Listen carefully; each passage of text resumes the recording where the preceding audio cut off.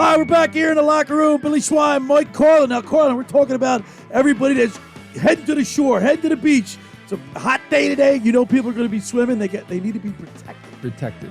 And Thank God for our lifeguards. Thank God for our lifeguards. Now, every Saturday throughout the summer, we cover all the races, and then we actually broadcast.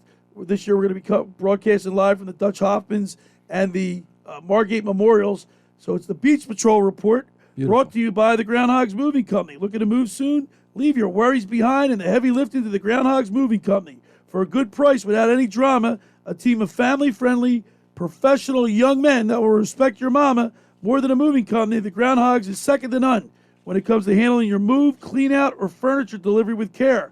Call Biagio Basichia at 856-689-0239. That's 856-689-0239. Or check them out on Facebook and Instagram. Let's go to the Maserati, the Mainline Sports Hotline, and welcome into the locker room. He's a captain of the Ventnor City Beach Patrol, the winner of 10 South Jersey Lifeguard Championships, David Funk. Good morning, Dave. Hey, guys. How you doing? What's happening? We're getting ready. Look, the summer, I can feel it. You can feel it building. Everybody's heading down to the shore. I'm getting text messages from everybody. You know what, Dave? They're coming down. They're going to sit in the beach, and you're going to be protecting them. Yeah, it's that time of year. Water gets warm, sun's out, the beach, and thankfully we've got the entire stretch of New Jersey coastline protected with well-trained lifeguards. Hey, Dave, talk to us a little bit about Ventnor City. How many stands you have? How many guards are working there? And all the pertinent information that the bathers need to know. Yeah, we today we opened up all of our beaches. We have 11 guarded beaches throughout the whole summer, and they're fully staffed right now, operational. And we've got, we're ready for the summer tourists to come down. We've got about 50 to 60 lifeguards working full time, and we're set up ready to go for the summer. Now, Dave Funk, did a lot of the patrols up and down, some of them, have had hard times finding qualified lifeguards because of the living situations, especially in Ocean City, Stone Harbor, Avalon, having a hard time, filling their ranks.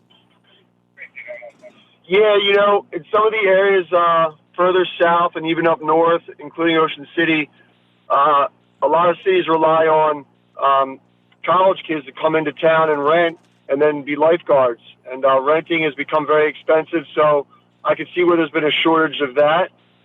We rely very heavily on the local high schools of athletes, swimmers, rowers, runners, all-around athletes to fill those ranks. And in Ventnor, we're fortunate. We've got those ranks filled, and I hope all the other cities have done that as well. Now, as we move closer, as the summer progresses, the lifeguard races will start in earnest. Of course, I think the first Friday, July 8th, I believe it is, you'll have the Longports, and then the Cape May counties will be the first official races of the season. How does Ventnor pick who's going to represent the city in these out-of-town races? Early on, we're all Ventnor, as well as I'm sure other cities, we're in the process of figuring that out, going through inter-squad races. But, once the first weekend in July hits, all the way through the last weekend or third weekend in August, every Friday or every week there's a lifeguard event going on. And it's really exciting to showcase lifeguard skills in that type of challenge. And it's great for people to come out, prospective people that want to become lifeguards. It's a great opportunity to watch that. And it's great camaraderie and builds great morale for all the beach patrols. We're talking with the captain of the Ventnor City Beach Patrol, David Funk. Now, Carlin, these guys are tip-top athletes. Absolutely. And the Funk family are legendary in South Jersey racing. David Funk has 10 South Jersey Lifeguard champions. I mean, I know your brother Andrew and, of course, Ashton Funk. One of the best finishes I've ever seen when he was with Margate. I think it was the Margate Memorials, Dave, correct me if I'm wrong, where he caught an outer break and literally stood up on the stern sheet and surfed the boat in. And it just blew it by everybody. But this is the type of competition that's so exciting that draws a lot of people out. Yeah. Dave, I mean, you guys are tip-top athletes, and the competition is very tough. Yeah, thanks, man.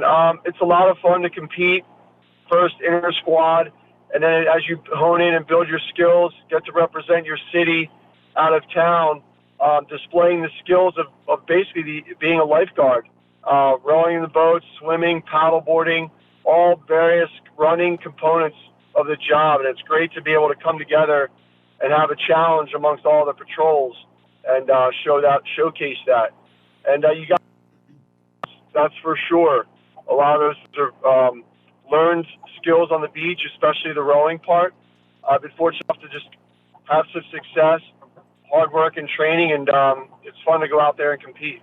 Now, Dave, you've won both doubles and singles. What are you going to be? Are you going to try to do both? I know in the last few years you've had several athletes, several competitors row both the doubles and the singles, like Grenice. I know Koborowski, I believe, does it. I know Mike McGrath does it. Does that make it your job harder? I mean, to me, it seems like you want to save yourself for one particular race. It's funny.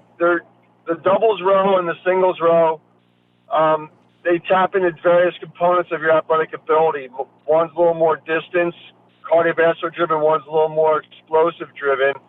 Both, though, come together as far as a training component. But, my brother did it. My twin brother Andrew did that back in the early 2000s, found some success, and then started to sort of got some traction where, guards were able to compete at both at a very high level.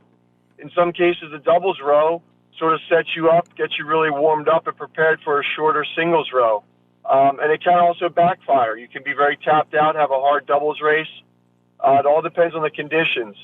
I've been fortunate enough to be able to do both, had success in both. I've also had some failures at both, but it's all part of the process. And Dave, not only are you competing against the other beach patrol, the other athletes, you're also competing against Mother Nature, which also makes it tricky. Yeah, that's the beautiful thing about lifeguard competitions is you're competing against other patrols, but you're also right. You're competing against Mother Nature. You're competing against yourself, your ability to control your environment the best that you can, and that's exciting. And that showcases in the Gowdy Memorials when we have the rescue races, where it's a little different. You're carrying a dummy, which is basically a mannequin and a simulation of a victim, and it makes it for a very exciting competition. Hey, Dave, it's Mike Carlin. Question for Mike. you: when you're putting teams together for these competitions, are you practicing? Is this something like 7 days a week, or are there certain days that you just set aside for practicing? Is it morning? Is it afternoon? How does that usually work for you guys? Us in Ventnor, I can speak for guards are training every day, whether it's swimming, paddling, rowing during workout hours. And then to take it to the next level, or to try to take it to the next level, you've got to put in extra time. You got to come into the season with some miles under your belt. You can't just show up to work and train and expect to have great success. Just like in anything, you've got to be willing to put in the work. So a lot of our guards who want to train or want to compete out of town will put that extra training in, maybe before work or after work, not just in the water or in the ocean, but also, running, weightlifting, and training in that area too, just to have an all-around strength. Right. We're talking with David Funk, captain of the Ventnor City Beach Patrol. Mike, the crowds that come down to see these athletes perform at the highest level, it's not hundreds, it's thousands. Yeah, it's thousands. I mean, Dave, we here at the locker room here at ESPN, we've been on the beach covering the live. We broadcast live from the Dutch Hoffmans, the Margates, and unfortunately, we won't be able to do the South Jersey Lifeguard Championships this year because we have an Eagles game that will be on the air on Friday, August 12th. But to see the amount of people that come out it's supported. Yeah, it's great. Yeah, this is my 31st summer on the beach, and I can remember being at lifeguard races, in my early years before I was even a lifeguard, and just having those memories. And I think anyone that comes and witnesses and watches these events whether you come from a lifeguard family or not, I believe it's one of the great summer traditions that South Jersey has in its pocket. And I think generations of people grow up and realize and remember the time they had, the fun they had, not only on the beach, but experiencing those races as spectators and as competitors. And it's an awesome thing. So, Dave, question for you.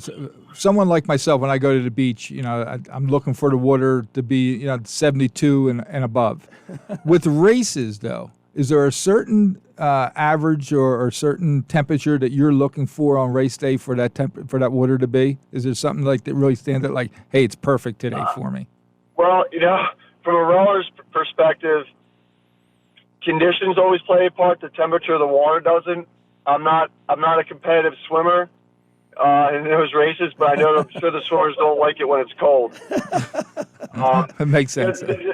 Yeah, the biggest takeaway here is, though, the lifeguards are always there. Public safety is number one. Competing and beach patrols competing against each other is number two, and it's a nice way to get out some of that training and to be able to just put that on display for the public. But public safety is always number one. All these beach patrols work really hard at keeping everybody safe who come to the shore. All right, now, Dave, a question for you. Who wins the race? Who wins the singles race between you, Andrew, and Ashton? You got to answer. You got to answer. Dave, we'll throw your dad in there, too. I would bet on myself, but I think it would be a fair bet on either one of us. Okay.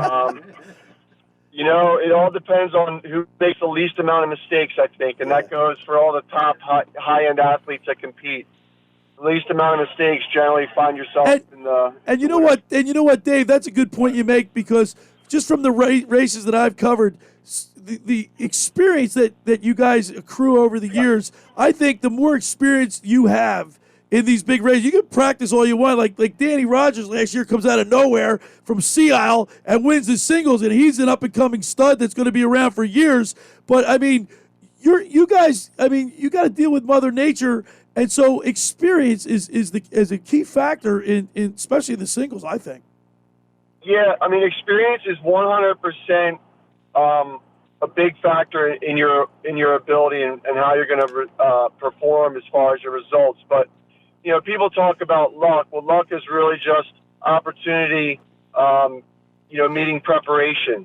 And when those two things collide, that's when things happen. So you got to be prepared. The rower who won that race, he kind of came on the circuit. Hey, he was ready. He was prepared. And the opportunity knocked on his door, and he was ready for it. Yeah, man. And that's one of the things that makes singles racing so unpredictable.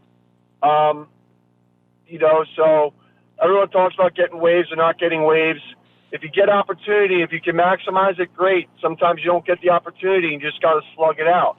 But that's really what it comes down to, though, is definitely preparing and waiting for those opportunities, and then building your experience, putting those rows and those miles on your belt. All right, Dave, we look forward to another outstanding racing season, the summer of 2022. And I know with all the races, once they start, they fly by. But I love the galleys, but I got to tell you, I don't like the galleys, because when we get to the galleys, I know the summer's almost over. When is it this year? Yeah, it is. I hear you. And I thank you guys for all the sports and the coverage. You really help put out there. And not only that, but you guys are a great recruiting tool. People listen, they think, hey, I want to be a lifeguard. So I like to thank you guys for all your support and helping get all these beach patrol staff with top tier candidates. Thank you. Hey, anytime, Dave, we love it. And when you win, I'll be right at the water's edge with the microphone. Sounds good. Looking forward to it. All right. Thanks, Dave. All right, guys. Have a safe summer. There he is. There's Dave Funk on the Maserati of the Mainline Sports 10 years. Highlight. 10 years he's won. 10 years. And his brothers won, I think. Man. I mean, the Funk family, they're legendary. Man, that's something. The Beach Patrol Report is brought to you by Groundhogs Moving Company. Looking to move soon? Leave your worries behind in the heavy lift into the Groundhogs Moving Company.